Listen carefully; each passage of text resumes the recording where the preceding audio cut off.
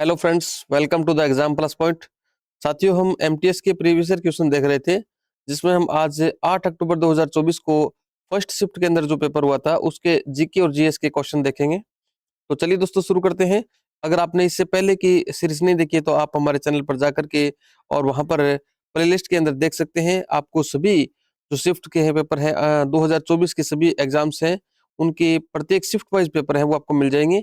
अगर आप चैनल पर नए हैं तो चैनल को सब्सक्राइब कीजिए और शुरू कीजिए आज की मोस्ट इंपोर्टेंट क्लास। साथियों, आज का हमारा पहला क्वेश्चन है, भारतीय संविधान के निम्नलिखित में से किस अनुच्छेद में यह उल्लेख किया गया है कि प्रत्येक मंत्री और भारत के महान्यायवादी को संसद के किसी भी सदन में बोलने और उसकी कार्यवाही में भाग लेने का अधिकार होगा। दोस्तों, आपको पता होगा, भारत के महान्यायवादी होते हैं, इन्हें अनुच्छेद 76 आर्टिकल 76 के तहत इनको नियुक्त की जाती है। और ये नियुक्ति दोस्तों राष्ट्रपति के द्वारा की जाती है, प्रेसिडेंट के द्वारा की जाती है। और इसकी वेतन भत्ते हैं वो भी प्रेसिडेंट के द्वारा दोस्तों तय किए जाते हैं।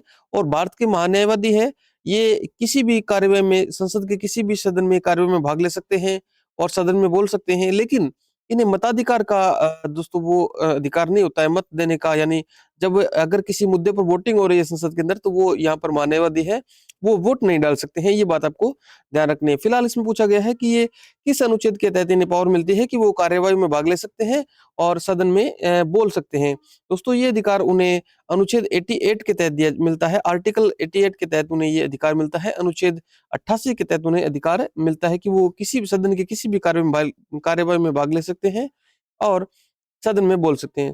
दोस्तों, अनुच्छेद आर्टिकल 86 है, वो कहता है कि राष्ट्रपति है वो संसद के सदन को संबोधित कर सकता है, संसद के किसी भी सदन को संबोधित कर सकता है। ये ऐसा आर्टिकल 86 के अंदर बोला गया है कि राष्ट्रपति महोदय है वो किसी भी संसद के किसी भी सदन को और कभी भी संबोधित कर सकते हैं। ऐसा आर्टिकल 86 के अंदर लिखा गया है। जबकि 87 में लिखा गया है दोस्तों कि राष्ट्रपति जी हैं वो मिनिमम कम से कम 2 बार वर्ष में कम से कम 2 बार है वो दोनों सदनों को विशेष अभिभाषण देंगे राष्ट्रपति। 87 में लिखा गया है। एक तो दोस्तों जब नई लोकसभा बनती है तो उसके प्रथम सत्र जो होता है, प्रथम वर्ष होता है, उसके स्टार्टिंग में दोस्तों राष्ट्रपति महोदय है वो अपना अभिभाषण देते हैं। और एक जब नया वर्ष शुरू होता है, नया वर्ष का मतलब नया वित्तीय वर्ष होता है, तो उसकी शुरुआत में दोस्तों राष्ट्रपति महोदय है वो अपना एक अभिभाषण करते हैं। अनुच्छेद 87 में ये बात कही गई है। 88 में जो कहा गया है वो हमने आपको बता ही दिया कि भारत के महान्यायवादी या कोई भी मंत्री है वो संसद के किसी भी सदन में बोल सकता है और उसकी कार्यवाही में भाग ले सकता है, लेकिन अपना वोट नहीं डाल सकता। ये बात आपको ध्यान में रखनी है। और 89 में दोस्तों राज्यसभा के सभापति के बारे में उल्लेख किया गया है, वो 89 के अंदर किया गया है। भी राज्यसभा का सभापति और उपसभापति के बारे में उल्लेख किया गया, वो 89 में किया गया है। फिलहाल आगे बढ़ते हैं, इसका आंसर हो जाएगा ऑप्शन सी 88। बात करते हैं नेक्स्ट क्वेश्चन के बारे में। अगला क्वेश्चन है दोस्तों, निम्नलिखित में से किसने संस्कृत महाकाव्य गीत गोविंद की रचना की है? दोस्तों, गीत गोविंद की रचना है वो महाकवि जयदेव ने की है। ऑप्शन सी अपना करेक्ट आंसर हो जाएगा। आगे बढ़ते हैं। अगला दोस्तों, पोषक तत्वों के बारे में निम्नलिखित में से कौन सा कथन सही है? कथन दे रखे हैं दोस्तों, ऑप्शन कथन ए, कथन बी और कथन सी, तीनों दे रखे हैं। कथन ए में दिया है कार्बन, हाइड्रोजन, ऑक्सीजन, नाइट्रोजन और फास्फोरस और पोटेशियम स्थूल पोषक तत्व यानी मैक्रो न्यूट्रिएंट्स है। दोस्तों, मैक्रो और माइक्रो दो न्यूट्रिएंट्स होते हैं, यानी स्थूल पोषक तत्व और सूक्ष्म पोषक तत्व। तो आपको carbon, hydrogen, oxygen, nitrogen, phosphorus और इसके पोटेशियम, ये है दोस्तों मैक्रो न्यूट्रिएंट्स है। जबकि फेरस है, मैग्नीज है, निकल है, कोबाल्ट है और दोस्तों एमओ, ये सूक्ष्म तत्व है, ये माइक्रो न्यूट्रिएंट्स है। मोलिब्डेनम बोलते हैं एमओ। ये दोस्तों माइक्रोन्यूट्रिएंट्स है यानी सूक्ष्म पोषक तत्व। ये दोनों कथन बिल्कुल सही है दोस्तों। आपसे सही कथन के बारे में पूछा कि कौन सा कथन सही है। बात करें तीसरा कथन, ऑप्शन तीसरा यानी सी कथन है दोस्तों, सूक्ष्म पोषक तत्व हमारे शरीर के लिए आवश्यक नहीं है। दोस्तों, सूक्ष्म हो या स्थूल हो, दोनों ही तत्व हमारे शरीर के लिए आवश्यक होते हैं। तो ऑप्शन या कथन सी है ये गलत हो गया। कथन ए, कथन बी दोनों सही है और कथन सी गलत है। इसमें से आप ऑप्शन देख लीजिएगा, कथन ए और बी सही है, यानी ऑप्शन डी अपना करेक्ट आंसर हो जाएगा। आगे बढ़ते हैं। नेक्स्ट है दोस्तों, निम्नलिखित में किस कोशिकांग का अपना स्वयं का डीएनए होता है और वह अपने कार्य के लिए प्रोटीन का संश्लेषण कर सकता है? दोस्तों, हरित लवक होता है ना, हरित लवक, जो दोस्तों लवक होते हैं, प्लास्टिड हरित लवक होता है। ये दोस्तों इसी हरित लवक का अपना स्वयं का डीएनए होता है और वो अपने कार्य के लिए प्रोटीन का संश्लेषण कर सकता है। ऑप्शन डी अपना करेक्ट आंसर हो जाएगा। आगे बढ़ते हैं। अगला है दोस्तों, अनुसूचित जाति, अनुसूचित अनुसूचित जाति, अनुसूचित जनजाति और अन्य कमजोर वर्गों के शैक्षिक और आर्थिक हितों को बढ़ावा देना भारतीय संविधान के किस अनुच्छेद के अंतर्गत आता है? दोस्तों जो अनुसूचित जाति, जनजाति और अन्य कमजोर वर्गों के शैक्षिक और आर्थिक, यहाँ पर ध्यान देने बात है, दो प्रकार के हित है, एक तो शैक्षिक हित और एक दोस्तों आर्थिक हित। दोनों हितों को बढ़ावा देने के लिए संविधान के किस भाग के अंदर दोस्तों है वो जो है प्रावधान किया गया है? ऑप्शन दे रखे हैं आपको, आर्टिकल 66, 36, 56 या 46। दोस्तों इस प्रकार के जो प्रावधान है दोस्तों, आपको पता होगा डीपीएसपी के बारे में अपना पढ़ा होगा, डीपीएसपी इनके अंतर्गत ऐसा कहा गया है, आर्टिकल 46 के अंदर कहा गया है कि एससी और एसटी और अन्य कमजोर वर्ग है उन्हें शैक्षिक और आर्थिक हितों को बढ़ावा देना राज्य का कर्तव्य होगा। दोस्तों ऐसा किस में कहा गया है? डीपीएसपी में आर्टिकल 46 के अंदर कहा गया है। आप कहोगे आर्टिकल 66 में क्या गया है? दोस्तों आर्टिकल 66 में उपराष्ट्रपति के निर्वाचन मंडल के बारे में उल्लेख किया गया है। 66 में उपराष्ट्रपति के निर्वाचन मंडल के बारे में उल्लेख किया गया है, जबकि 36 के अंदर दोस्तों मैंने अभी आपको डीपीएसपी के बारे में बताया, तो डीपीएसपी जो है उसके परिभाषा में राज्य शब्द बार बार उल्लेख किया जाएगा कि राज्य ये है, राज्य का कर्तव्य है। तो राज्य क्या होगा? राज्य क्या होगा उसकी राज्य की परिभाषा है वो 36 में दी गई है। राज्य क्या होगा दोस्तों? कोई भी शैक्षिक स्वतंत्र निकाय जो भारत के अंदर रहता है और जो दोस्तों वो राज्य कहलाएगा। और जो राज्य है, एक वैसे आप जानते ही हो कि पॉलिटी के अंदर राज्य वो होता है जिसकी अपनी स्वतंत्र जमीन हो, यानी उनका एक लैंड हो और उसके साथ वहां पर जनसंख्या हो, और वो जनसंख्या है वो दोस्तों वो स्टेट है वो संप्रभु हो, यानी उस पर खुद का जब राज हो तो उसे हम स्टेट या राज्य कहते हैं, ये आपको पता ही होगा। बात करूं 56 के बारे में, तो दोस्तों 56 में राष्ट्रपति जो होते हैं प्रेसिडेंट महोदय, उनके जो कार्यकाल है उसका वर्णन किया गया है 56 के अंदर। तो आपको सभी अनुच्छेद है वो आपको ध्यान में रखने हैं, यानी परीक्षा में आया हुआ प्रत्येक आर्टिकल अनुच्छेद है वो आपके लिए मोस्ट इंपोर्टेंट हो जाता है। फिलहाल इसका आंसर हो जाएगा ऑप्शन डी। आगे बढ़ते हैं, अगला सवाल है दोस्तों, निम्नलिखित में से किस वर्ष में जनगणना अधिनियम बनाया गया और इनेक्टेड कर पूरे भारत में लागू कर दिया गया? दोस्तों जनगणना अधिनियम है ये 1948 के अंदर बनाया गया था। ऑप्शन सी अपना करेक्ट आंसर हो जाएगा। दोस्तों जनगणना अधिनियम है ये आजादी के ठीक बाद 1947 में आजादी मिली थी, उसके ठीक अगले वर्ष 1948 के अंदर 1948 के अंदर है जनगणना अधिनियम बनाया गया और इनेक्ट किया गया।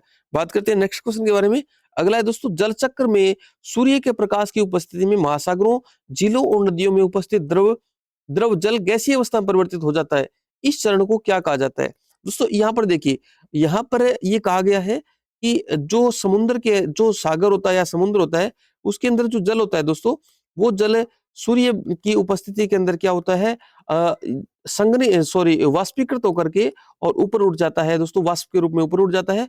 ऊपर उड़ने पर आपको पता है जैसे जैसे ऊंचाई पर जाएंगे हम, ऊंचाई पर जाने पर दोस्तों टेम्परेचर का मान कम होता जाता है, और टेम्परेचर का मान जब कम होता जाता है तो ऊंचाई पर जाने पर ये जो वाष्प अवस्था में जो द्रव होता है दोस्तों वो जम जाता है और संघनित हो जाता है, कंडेंसेशन हो जाता है, और कंडेंसेशन होने के बाद यहाँ पर बादल का निर्माण होता है। और बादल का निर्माण होता है और जब बादल भारी हो जाता है, जिसके अंदर पानी की मात्रा बढ़ जाती है, तो बादल है उससे वापस बारिश होती है दोस्तों, जिसे हम वर्षण कहते हैं, प्रेसिपिटेशन कहते हैं।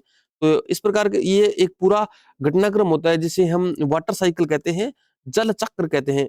तो जल चक्र को एक बार फिर से देख लीजिए आप दोस्तों। क्या होता है कि ये जल हो गया जो भूमि के अंदर होता है, ये जल के ऊपर जब सूर्य की किरणें पड़ती है तो जल वाष्पीकृत होता है, वाष्पीकृत होकर के ऊपर उठता है। ऊपर उठने के बाद आपको पता है ऊपर जाने पर टेम्परेचर में कमी आती है, टेम्परेचर में कमी आने से यहाँ पर बादल बनता है, और दोस्तों ये कंडेंसेशन होता है यानी संघनन होता है, संघनन से बादल बनेगा। बादल होने के बाद दोस्तों वर्षा होगी, जिसे हम प्रेसिपिटेशन कहते हैं, वर्षण कहते हैं, ये वर्षा होती है दोस्तों। वर्षा होने के बाद जल है वो वापस जो जल की बॉडी होती है, जल निकाय होता है, उसके अंदर वापस आ जाता है। उस प्रकार से ये जल चक्र चलता है। तो वाष्पीकरण है, इवेपोराइजेशन है, ये इसी को कहते हैं जब सूर्य के प्रकाश के कारण जो जल होता है दोस्तों वो गैसीय अवस्था में बदलता है, इसे हम वाष्पीकरण कहते हैं। ऑप्शन ए अपना करेक्ट आंसर हो जाएगा।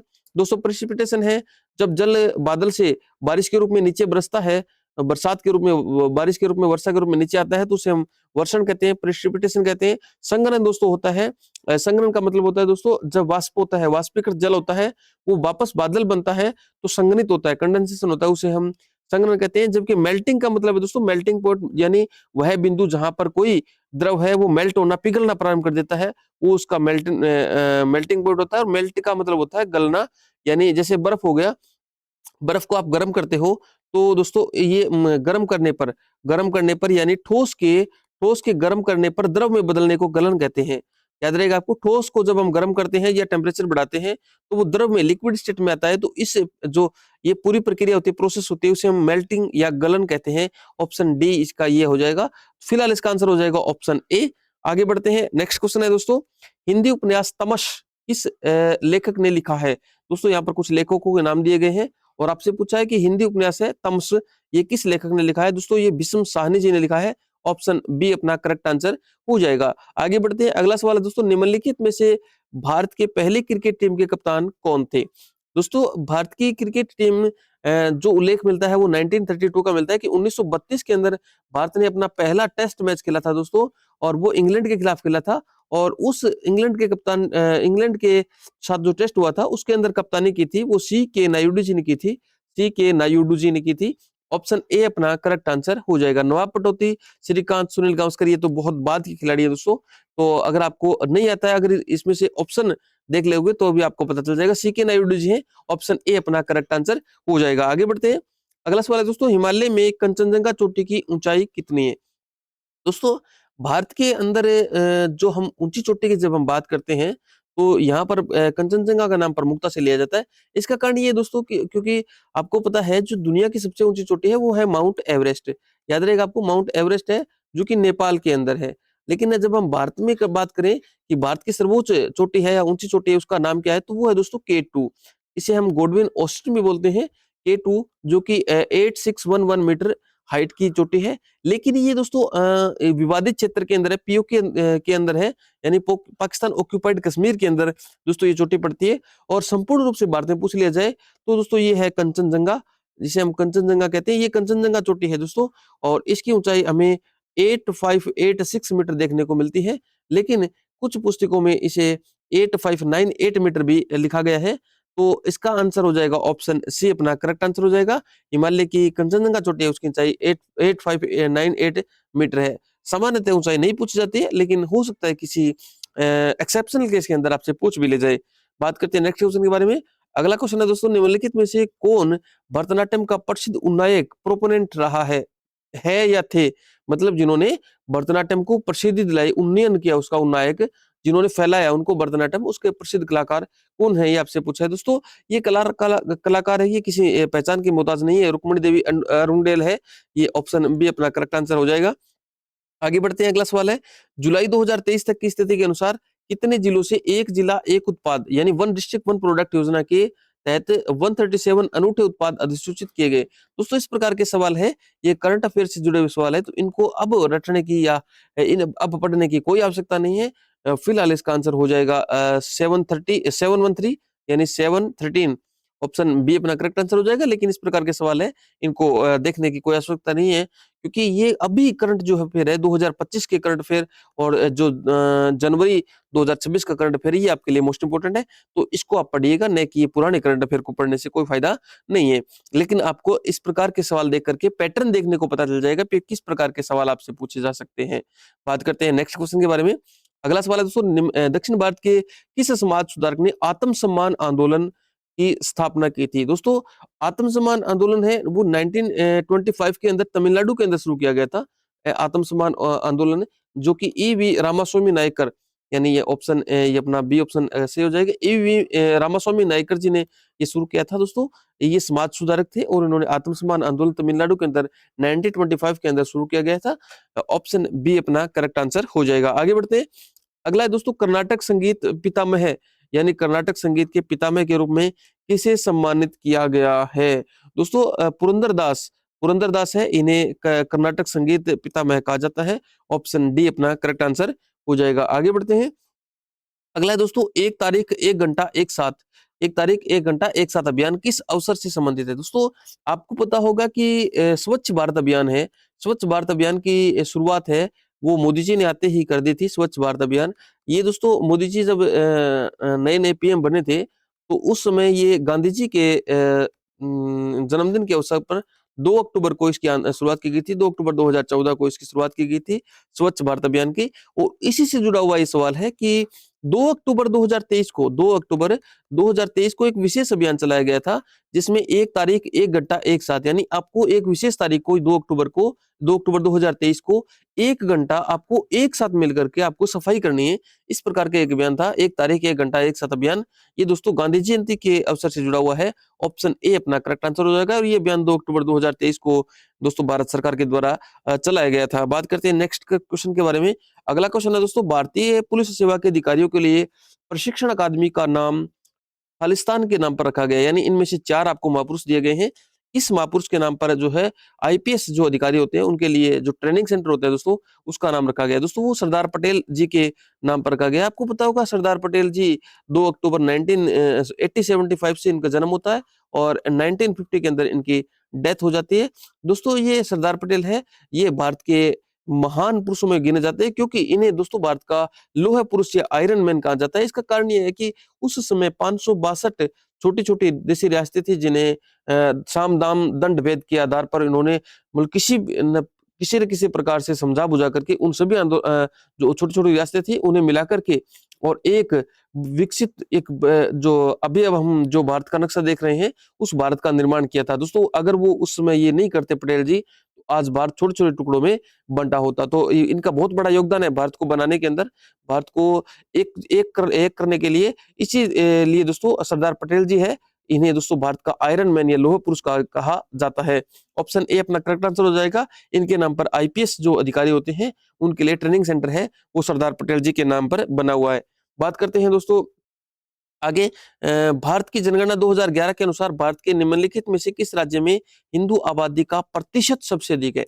यहाँ पर ध्यान देने वाली बात है दोस्तों, 2011 की जनगणना पूछ रखी है और उसमें से पूछ रखा है कि हिंदू आबादी का प्रतिशत सबसे अधिक कहाँ है। यहाँ पर 4 स्टेट दिए गए हैं दोस्तों। अगर आपसे पूछ लिया जाए कि हिंदू आबादी कहाँ सबसे ज्यादा थी, तो वो तो यूपी में थी दोस्तों, आपको कंफर्म है यूपी के अंदर है। 2011 में सबसे ज्यादा हिंदू आबादी थी। लेकिन अगर परसेंटेज पूछ लिया जाए तो वो दोस्तों हिमाचल प्रदेश के अंदर है, वो 2011 के अनुसार सबसे ज्यादा हिंदू आबादी थी। ऑप्शन बी अपना करेक्ट आंसर हो जाएगा। आगे बढ़ते हैं, अगला सवाल है, सांची के महान स्तूप के कोर्डिनल बिंदुओं पर प्रवेश द्वार है जिन्हें तोरण के नाम से जाना जाता है। ये दोस्तों कितने प्रवेश द्वार है, ये आपसे पूछ रखा है दोस्तों।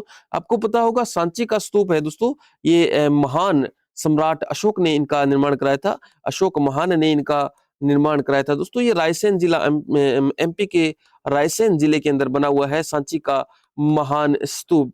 दोस्तों इसके अंदर 4 जो है अलग-अलग जो कोऑर्डिनल बिंदुओं पर बने हुए दोस्तों 4 प्रवेश द्वार हैं। इन प्रवेश द्वारों को तोरण कहा जाता है। फिलहाल इसका आंसर हो जाएगा ऑप्शन सी।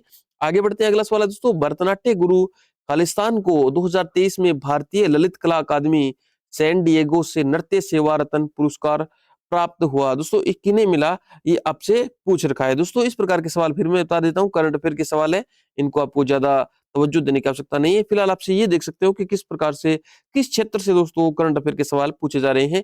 फिलहाल इसका आंसर हो जाएगा हेमा राजगोपालन। आगे बढ़ते हैं, अगला सवाल है दोस्तों, मौर्योत्तर काल में उत्तर पश्चिम भारत के प्रथम विदेशी शासक कौन थे? तो यानी मौर्योत्तर काल में उत्तर पश्चिम भारत के प्रथम विदेशी शासक कौन थे? वो दोस्तों प्रथम विदेशी शासक तो वो थे, वो ग्रीक थे दोस्तों, यूनानी थे। ऑप्शन बी अपना करेक्ट आंसर हो जाएगा, ऑप्शन बी। आगे बढ़ते हैं, अगला सवाल है, निम्नलिखित में से किस स्वतंत्रता सेनानी की जयंती पर स्वच्छ भारत मिशन आरंभ किया गया था? दोस्तों मैंने अभी आपको बताया था कि स्वच्छ भारत मिशन है वो गांधी जयंती के अवसर पर शुरू किया गया था। ऑप्शन डी अपना करेक्ट आंसर हो जाएगा। 2 अक्टूबर 2014 को दोस्तों मोदी जी ने स्वच्छ भारत मिशन प्रारंभ किया था और भारत को स्वच्छ सुंदर बनाने के लिए ऐसा किया गया था। दोस्तों ऑप्शन डी अपना करेक्ट आंसर हो जाएगा। आगे बढ़ते हैं, अगला सवाल है, साइकिलिंग में पेलोटन क्या होता है? पेलोटन क्या होता है दोस्तों, ये पूछ रखा है। ऑप्शन है पहाड़ियों पर चढ़ने के लिए साइकिल चलाने की एक टेक्निक है, या रेस के दौरान तंग झुंड में राइडर्स का एक समूह होता है, या किसी रेस की स्टार्टिंग लाइन होती है, या किसी रेस की फिनिशिंग लाइन होती है। दोस्तों रेस के दौरान एक तंग झुंड में राइडर्स का एक समूह होता है दोस्तों, इस समूह को हम पेलोटन या हम अपनी देसी भाषा में पलटन बोल देते हैं, पलटन होता है, पेलोटन होता है। ऑप्शन बी अपना करेक्ट आंसर हो जाएगा।